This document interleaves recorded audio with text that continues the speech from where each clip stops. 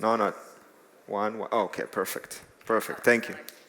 Thank you for the tech, guys. Thank you. Hi, my name is Alon. I'm the CEO of SSV Labs. We are the centralized infrastructure for Ethereum staking. We are the second largest protocol staking on Ethereum, launched at the beginning of 2024 with a new type of technology, at least back in the day, called distributed validators. Grew quite significantly throughout 2024 and 2025. Today managing just over 110,000 validators on Ethereum. That's roughly 3.5 million ETH, and across 1,700 different operators. We've been in the space for quite a while. I've personally been in the space for 12 years. And it's kind of obvious that Ethereum has tech supremacy, right? In terms of its approach to the technology, obviously the ecosystem of developers it has, and in general, the type of innovation and research happening on Ethereum. I think that's something we can all agree on. Obviously, there are competitors, but in terms of its technology and kind of its vision going forward with today, obviously the roll-up-centric roadmap going forward with the Beam chain and ZKing the entire Ethereum blockchain and so on, really big visionaries behind it. And I think that with the roll-up-centric roadmap, we managed to scale up Ethereum, but we also managed to kind of fragment it, right? There's a lot of different what is known as economical zones in Ethereum, right? You have the base economical zone, and you have the OP stack economical zone, and Arbitrum economical zone. Those zones are amazing. Each one of them generates a lot of different use cases for Ethereum, but none of them really talks with one another, right? If you enter the base ecosystem, you are in the base zone. Although it's loosely tied to Ethereum, but it is a base economical zone. And then other than just the fact that it's kind of loosely connected to Ethereum, there's also the question of fragmentation, because from the user's perspective, they're not really interacting with Ethereum. They're interacting with the base chain. And that creates a lot of fragmentation, both in liquidity, but also just in plain user experience. If there's one app on chain A and I'm on chain B, I can't really interact with it. I need to move to chain A. And that's quite difficult. Also, there's the question of value capturing. If those chains are kind of loosely coupled to Ethereum, where is all the value going, right? And I think this issue kind of culminates, maybe not 100%, but definitely culminates in the ETH token. So if the blockchain has tech supremacy, if the token is clearly lagging behind. Here we have a comparison against Bitcoin, but nonetheless, I think that kind of represents the idea or the distinction between the technology and the token, and this divergence is actually quite dangerous. Blockchains are not just a piece of software you can fork. Blockchain are a community. That community is organized for the most part by economical incentives, mainly tokens. We already know that from the past 7-8 years since the ICO age. And so this divergence is actually quite dangerous. And I think it's reflected a lot by the fact that there's fragmentation in economical zones and so on and so forth. But it wasn't really always that way, right? I mean, if the token was actually once a unifying element of Ethereum, if you go back to the ICOs of 2017, 2016 even started, Ethereum, the token, so Ethereum, the blockchain enabled ICOs. That was very novice. Ethereum, the token, enabled you to buy into those ICOs. If you wanted to participate, you had to buy the token. And that was an amazing value capturing property of Ethereum. Moving a few years into the future with the DeFi summer of 2020, 2021, again, Ethereum, the token, powered up the DeFi summer because you can provide liquidity with Ethereum, counterparty trading against Ethereum, and so on. So the blockchain enabled DeFi, Ethereum powered it, right? But what's next? What will be the next use case? Because it's clearly missing, right? The blockchain continues to grow, the token is not. And I'm here to say that there might be a solution. I think that the next wave, the next reason for answering a really super simple question is, why would the average Joe hold ETH? It's clearly not because of gas prices. Anyone who's ever held ETH, you don't need a lot of ETH for gas. So what will be the reason? And I think the reason will be for securing. For security. We are moving towards a world where the settlement layer Ethereum itself, is much more about the security properties it has, credibly neutral, censorship resistance, decentralization, much more than the smart contracts they have. Because smart contracts are ubiquitous. Everyone has smart contracts. Claiming you're the world computer in a world where there's 1,000 world computers is not a competitive advantage. But being the most secure, incredibly neutral settlement layer is. And I think there's a unifying story to it all, which goes through something called based and composable rollups. You can think of it as kind of the next evolution of the next version of rollups. If Ethereum has the rollup-centric roadmap, then this is the V2 of that. Based and composable rollups offer, for once, the idea that Ethereum validator becomes this credibly neutral sequencing layer for rollups. Today, most of the rollups are centralized in the way they sequence transactions, basically the way they build blocks. And that's quite big, right? That's a major part of being a rollup. That's actually the business model of a lot of rollups. Based rollups are actually sequenced by Ethereum validators. Ethereum validators is the greatest validator set on earth, the most decentralized, the most diverse. And now it receives another type of responsibility it can do, which is sequence rollups. The advantage of that is we getting a lot of the properties from the validator set, like liveness and censorship resistance and just decentralization in general, but also value capturing, because if the L1 validators are actually sequencing, they actually can capture rewards. And all of a sudden, there's another stream of rewards coming back to validators, which are just ETH holders, right? So based rollups have this type of property. Next, based rollup also offers something really interesting, which are pre-confirmations. Pre-confirmations are the idea that you can pre-confirm, before the block even hits the blockchain, pre-confirm a transaction to the user. From the user's perspective, they can get a 100 millisecond confirmation when they click the broadcast on their favorite wallet. Just think about it, 100 millisecond transaction confirmation. Nobody offers that. Nobody. Not Solana, not anyone. So it's both based and does pre-confirmations, but then, because we have the same L1s sequencing multiple rollups, we can actually do something called composability.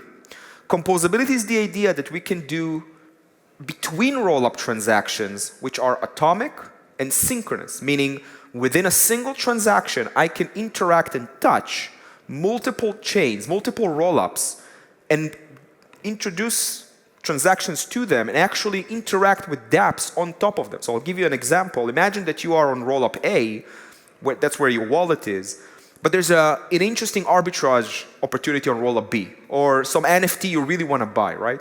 Today, what you'll have to do is bridge from rollup A to rollup B, either through some centralized service or exit rollup A, go to rollup B.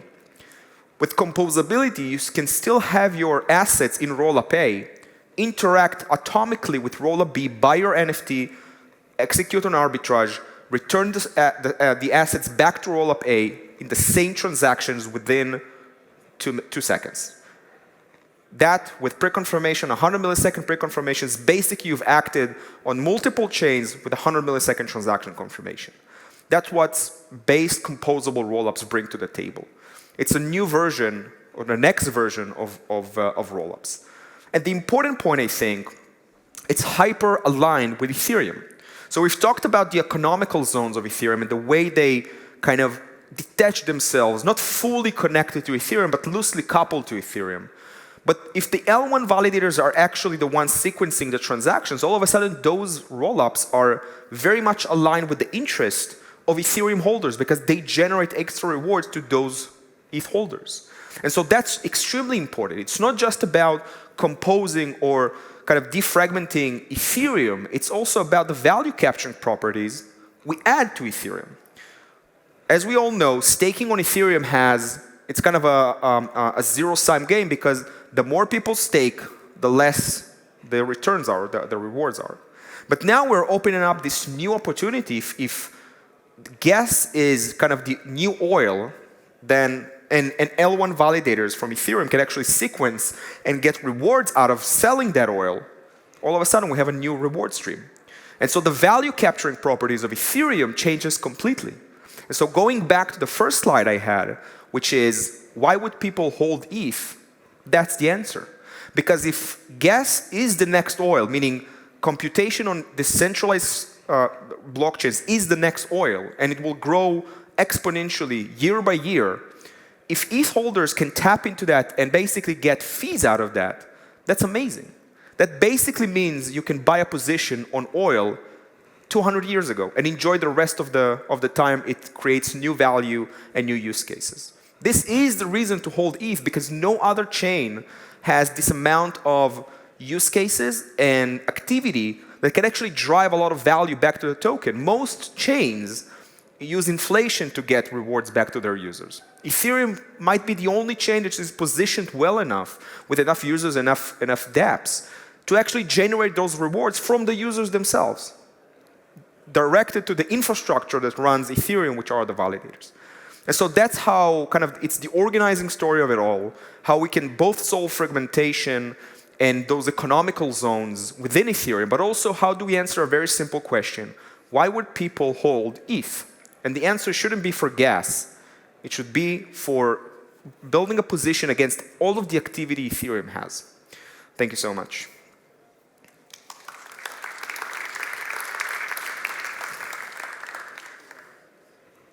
I don't know if we have any time for questions.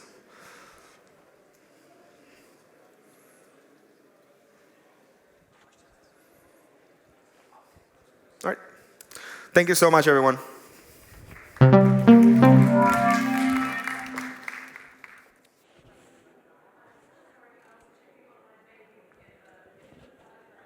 Sorry about this. I'm a fresh mom and have a 6-month baby and needed to check that she was okay. That's the human reality of technologies, ladies and gentlemen. Thank you so much for the talk.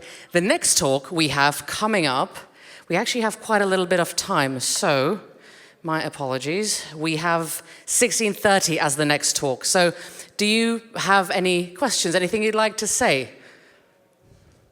Apart from people leaving us, which is sad. No? All right. Well, in that case, you have around 15 minutes. Oh, yes, please. Yes. Yeah, it was actually a very easy question. That is when. Like when do you see it coming, like for real on BaseNet?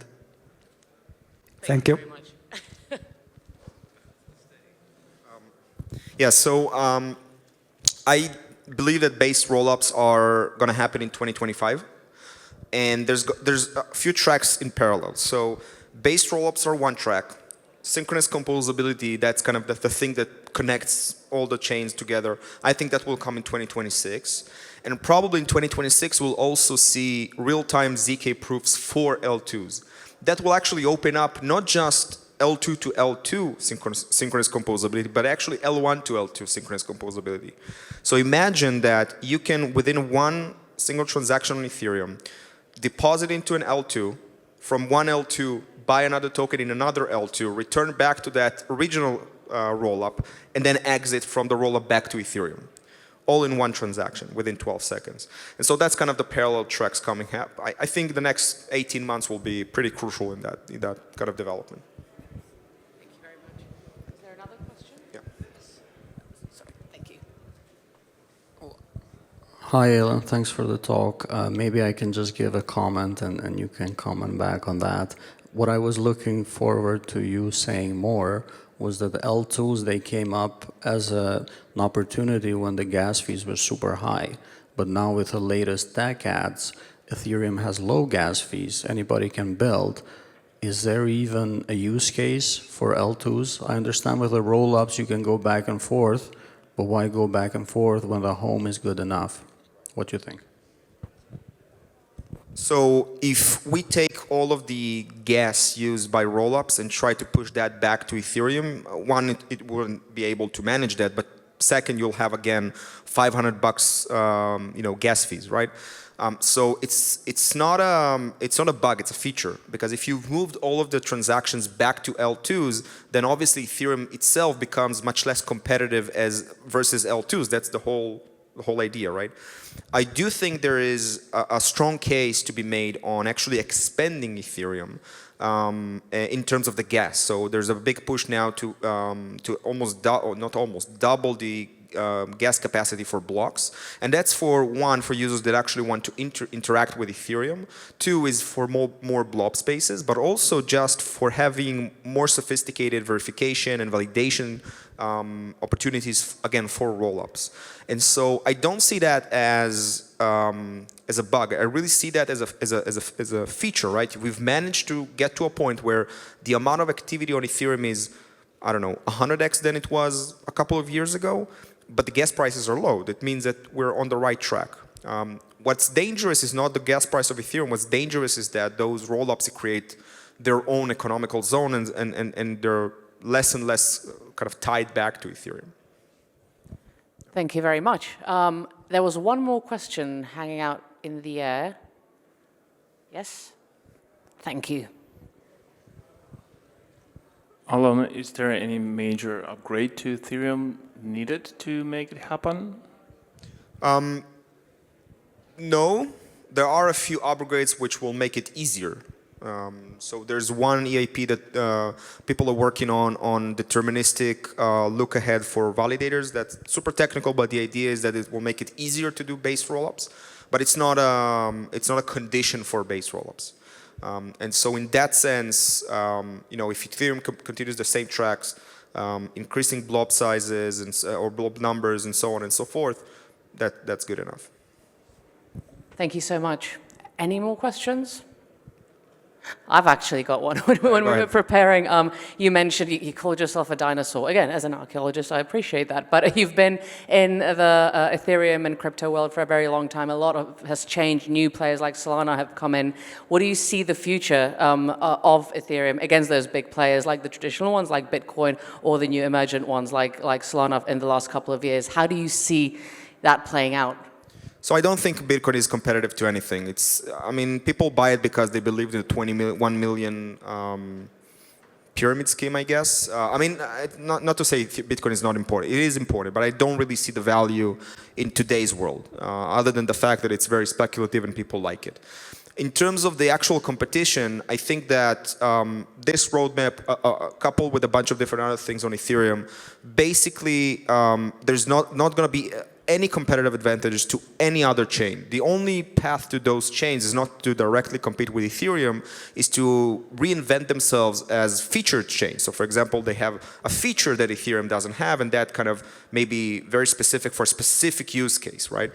But all in all, if we can get to this horizontally scaling, composable network of rollups within the next 2 years with 100 millisecond, even sub 100 millisecond transaction confirmation, that's it. This is a done deal. There's nothing else remains for anyone else. The Ethereum will regain its control on most of the other kind of dApps around.